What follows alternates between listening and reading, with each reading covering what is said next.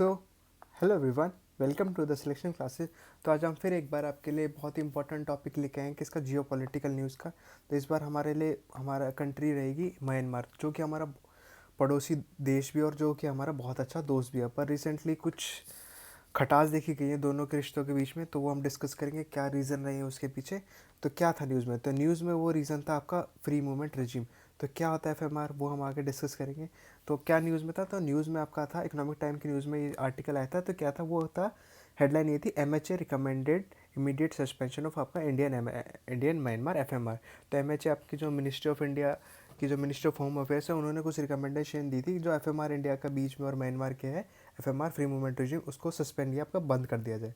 तो वो आर्टिकल रहा था। तो हम पहले बता देता हूँ आपको, बेसिकली आपको पता होना चाहिए। तो एफएमआर होता क्या है, तो एफएमआर होता है आपका बेसिकली 2018 के बीच में आपके जो इंडिया की सेंट्रल गवर्नमेंट है, उन्होंने एक एक्ट ईस्ट पॉलिसी साइन करी थी, उसके भी उसके अंडर लाया गया था एफएमआर। तो एफएमआर बेसिकली आपका होता है जो आपके ट्राइबल एरिया है ना, जो नेबरिंग कंट्री आपकी जो म्यांमार है, इंडिया के जो ट्राइबल स्टेट्स है, वहाँ पे जो भी हिल ट्राइब वाला एरिया, उनको परमिशन दी गई थी, जो वहाँ के सिटीजन है ना, चाहे वो इंडिया का हो या वो म्यांमार का हो, 16 किलोमीटर के एरिया के बीच में जो भी दोनों साइड के एरिया के वो बॉर्डर है, वो लोग मूव कर सकते हैं फ्रीली विदाउट एनी आपका कुछ ऐसा आपका पासपोर्ट वाली टाइप डॉक्यूमेंट शो करे बिना। तो ये वाला आपका जो परमिट दिया गया था, तो उनके लिए आपको एक तो बॉर्डर पास पर शो करना होता था, जो कि आपका 1 ईयर वैलिडिटी के साथ दे कैन इशू, ठीक है, कॉम्पिटेंट अथॉरिटी होती थी वो इशू करती थी। उसके साथ साथ उनको 2 हफ्ते की पर विजिट एंट्री की फ़ी एंट्री अलाउ कर दी जाती थी। ठीक है, तो ये आपका अलाउ करा गया था आपका 2018 के तहत एक्ट ईस्ट पॉलिसी के अंडर। ठीक है, तो इसके अंदर साइन कराया गया था कि बहुत गवर्नमेंट ने आपका for the people living allow the IMB जो इंडिया म्यांमार बॉर्डर है उनके लिए कराता है। क्यों?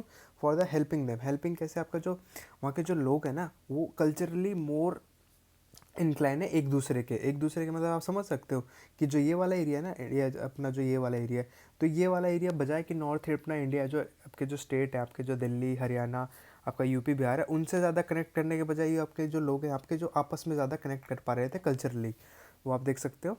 तो that was the reason, because of that दो आई आपका एफएमआर वाला प्रोविजन लाया गया था रिज्यूम वाला। ठीक है, तो इसके अंदर ये था कि कल्चरली एसिमुलेट कर सके, बिकॉज ऑफ द ट्रांसमेंट्री जो आपके वेडिंग होती है उनके बीच में, आपके जो कॉमन फेस्टिवल है दे सेलिब्रेट मोर। ठीक है, तो उस वजह से लाया गया था। तो ये रिफ्लेक्शन दिखा रहा था किसकी, फॉर द फिजिकल एथनिक और लिंग्विस्टिक कल्चरल और आपका ट्रांसबाउंड्री विलेजर्स थे उनके बीच में, ये शो कर रहा था इस लिंकेज को। तो उसके लिए पहली बात तो एफएमआर लाया गया था, पर इसको सस्पेंड करने की बात करी गई, तो वो हम डिस्कस करेंगे। तो क्या प्रॉब्लम है, पहले हम इंडिया और म्यांमार के रिश्ते देख लेते हैं, क्या what is the current scenario और कहाँ पे लोकेशन है, वो आपके लिए बहुत ज़रूरी हो जाता है। तो ये वाला टॉपिक आपका ना, आप मेंस में इसके लिए टॉप पॉइंट्स है ना बहुत उठा सकते हो, वहाँ से आपके लिए आंसर राइटिंग में काफ़ी हेल्पफुल रहेगा आज का जो ये एनालिसिस आपका एक्सप्लेन सीरीज़ का। तो ये हमारा जो पहले बात कर लेते हैं इसका बॉर्डर एरिया। तो इसका जो बॉर्डर एरिया है ना, वो आपका 1673 आपका 1643 किलोमीटर का एरिया है। कौन से स्टेट है, यहाँ से क्वेश्चन आ सकता है, कौन से 4 स्टेट है आपको, मिजोरम है, मणिपुर है, नागालैंड है, अरुणाचल प्रदेश है। तो ये 4 स्टेट के पास से आपका म्यांमार का बॉर्डर लगता है। यह आपका ट्राई पॉइंट का काम करता है, कहाँ पे, चाइना, आपका इंडिया और आपका म्यांमार। ठीक है, समझिए कि आपका असम राइफल यहाँ पे इंडिया ने आपका डिप्लॉय कर रखी है फॉर द गार्डिंग ऑफ आपका IMB। ओके, हिस्ट्री के बारे में बात कर लेते हैं, थोड़ी सी हिस्ट्री क्या है इंडिया और म्यांमार के मामले। तो we have a long history of culture, religious, trade linkage that back to ancient times. यहाँ पे आपके बात करें जाए तो लॉर्ड बुद्धा है ना, इंडिया से कहीं ना कहीं लॉर्ड बुद्धा का जन्म हुआ था। तो और आपका देखा जाए तो म्यांमार में बुद्धिज़्म है जो रिलीजन एज अ सबसे ज़्यादा प्रेवलेंट है, तो इसकी वजह से इंडिया का काफ़ी इन्फ्लुएंस है वहाँ पे because of the pilgrimage activities. और बात करी जाए तो जो दोनों कंट्रीज़ हैं उनके ऊपर ब्रिटिश का राज रहा है एक टाइम पे, कॉलोनियल रह चुके हैं। म्यांमार भी आपका 1935 तक, इंडिया आपका 1947 तक रहा था। तो दोनों कहीं ना कहीं दोनों शोषित हो चुके हैं ब्रिटिशर्स की वजह से, तो एक common interest conflict of interest हो जाता है यहाँ पे। इसके साथ साथ आपके जो साइन करी गई थी ट्रीटी ऑफ फ्रेंडशिप आपका 1951 में दोनों कंट्रीज़ के बीच में। इसके साथ साथ आपके प्राइम मिनिस्टर थे 1987 में वहाँ पे विजिट करी थी, जो कि आपका as a foundation strong foundation create कर रहा था फॉर द रिलेशनशिप्स। उसके बाद ठीक है, ये आपका था 2014 में भी आपके म्यांमार पार्ट बना था किसका, इंडियाज़ नेबरहुड फर्स्ट पॉलिसी का, और उसके साथ साथ एक्ट ईस्ट पॉलिसी जिसके अंडर एफएमआर शुरू करा गया था। और क्या क्या इंपॉर्टेंस आपके इंडिया और म्यांमार के, आपका म्यांमार का क्या इंपॉर्टेंस, एक तो देखा जाता है जो म्यांमार के बहुत स्ट्रैटेजिक लोकेशन है। कैसे, एक तो लोकेशन है आपको बताई थी, बॉर्डर एरिया है यहाँ से, और आपका बे ऑफ बंगाल वाला एरिया पड़ता है। और आपका जो म्यांमार है ना, वो एक तरह से आपका गेटवे का काम करता है किसका, for the south Asian countries के लिए, कि जो इंडिया को अगर कहीं ना कहीं एक्सपेंड करना है, अपनी फ्रेंडशिप या इकोनॉमिक कॉपरेशन बढ़ाना है साउथ एशिया कंट्रीज़ की तरफ, तो कहीं ना कहीं पहला आपका म्यांमार ही आता है। ओके, उसके साथ साथ इंपॉर्टेंस क्या है इसकी, इंपॉर्टेंस हो जाती है आपके, देखा जाए जो बॉर्डर आपके जो एरियाज़ है नॉर्थ ईस्टर्न स्टेट्स हैं वहाँ पे इंसर्जेंट एक्टिविटीज़ देखी जाती है। तो इंटरनल सिक्योरिटी हमें मेंटेन करने के लिए वहाँ के जो आपके नेबरिंग कंट्री है उससे भी दोस्ती बनाना, एफर्ट दिखाना ज़रूरी हो जाता है फॉर द मेंटेनेंस ऑफ का peace and security in the region. साथ साथ इकोनॉमिक कॉपरेशन की बात करें तो म्यांमार आपका लार्जेस्ट ट्रेडिंग पार्टनर है इंडिया का। उसके साथ साथ आपके वेरियस सेक्टर में काफ़ी इन्वेस्टमेंट कर रखी है इंडिया ने, कौन कौन से, एनर्जी, इंफ्रास्ट्रक्चर और एग्रीकल्चर के मामले में। कल्चरल टाइज के मामले में मैंने बता दिया था, जो बुद्धिज़्म था उसका इजाद करने का आपका इंडिया में हुआ था, पर म्यांमार में सबसे ज़्यादा आपके बुद्धिज़्म लोग देखे जाते हैं, तो काफ़ी इन्फ्लुएंस है आपका कल्चरल सिमिलैरिटीज़ का।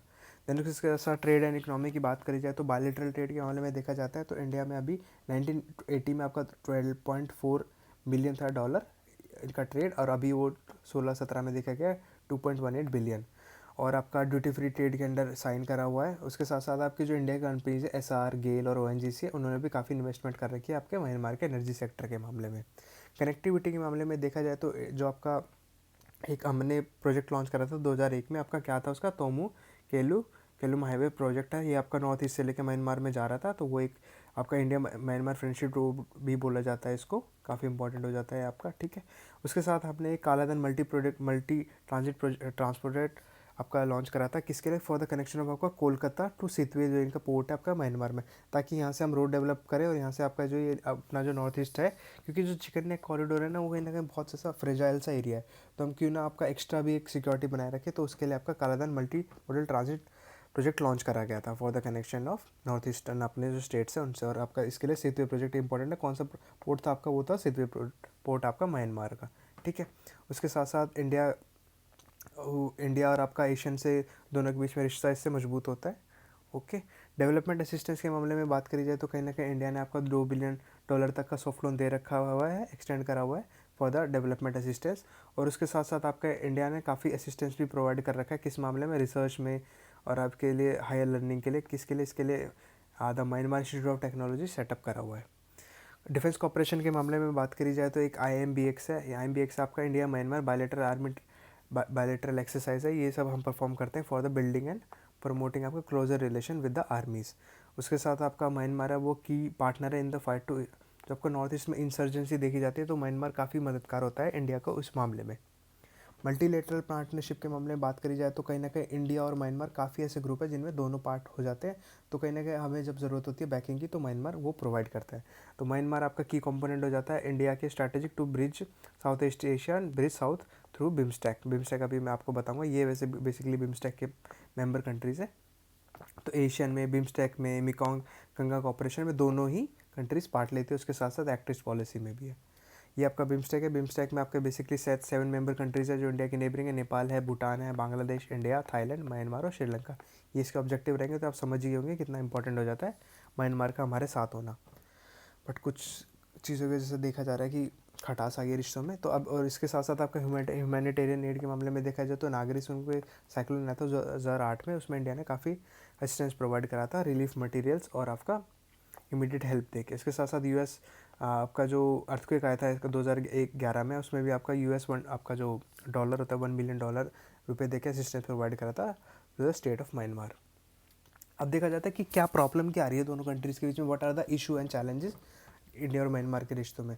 तो काफ़ी चैलेंजेस हैं और इशू भी हैं। तो पहला जाता है तो मिलिट्री कू, देखा गया तो जो मिलिट्री कू जब से लगा है ना म्यांमार, उसकी वजह से वहाँ पे डेमोक्रेसी रही नहीं है, तो जो वहाँ की गवर्नमेंट है वो कहीं ना कहीं मिलिट्री रूल कर रही है, तो उसकी वजह से जो भी हम बेसिकली आपके जो बैलेंस ऑफ स्ट्रैटेजी और इकोनॉमिक इंटरेस्ट हम बनाना चाह रहे हैं वो हम ढंग से कर ही नहीं पा रहे हैं, क्योंकि because of the democratic value और ह्यूमन राइट वहाँ रहे नहीं है। उसके साथ साथ आपके वीक ट्रेड रिलेशन, तो हमने जो आपका ट्रेड है दोनों के बीच में बायलैटरल ट्रेड है, पर कहीं ना कहीं आपका चाइना का ज़्यादा ट्रेड है, तो उनका इन्फ्लुएंस ज़्यादा है म्यांमार पे, तो वो कहीं ना कहीं अड़चन बनता है हम दोनों के रिश्तों के बीच में। उसके साथ साथ थर्ड इंपॉर्टेंट सबसे रोहिंग्या इशू, ये आपने हर बार सुना होगा क्या है रोहिंग्या इशू। तो यहाँ से कहीं जो आपके जो ग्रुप्स हैं वो इंडिया में एज अ ज़बरदस्ती घुसते हैं, जो उसकी आपका इंटरनल सिक्योरिटी और एक्सप्लोटेशन का काम करते हैं, किसका, नेचुरल रिसोर्सेज ऑफ इंडिया का, तो वो एक प्रॉब्लम है।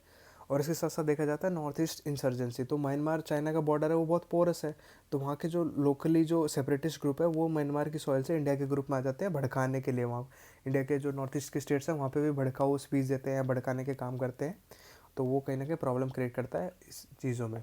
इनकी जो उल्फा है NSC है ना, YM आपके जो नागालैंड में। इसके साथ साथ इंटरनल सिक्योरिटी के मामले में बात करी जाए तो जो इंडिया म्यांमार का बॉर्डर है वो बहुत पोरस है, तो कहीं जो टेररिस्ट आउटफिट हैं, इंसर्जेंट ग्रुप है, बहुत ईजिली पास कर जाते हैं टू द इंडिया, फिर नॉर्थ ईस्ट स्टेट्स में आ जाते हैं और वो कहीं ना कहीं ऐसा शो कर लेते हैं जिसकी वजह से प्रॉब्लम फेस करनी पड़ती है इंडिया को। वहाँ पे आपके जो कैडर है उनको ट्रेन करते हैं, आर्मी आर्म्स ट्रैफिकिंग का भी देखा जाता है प्रॉब्लम।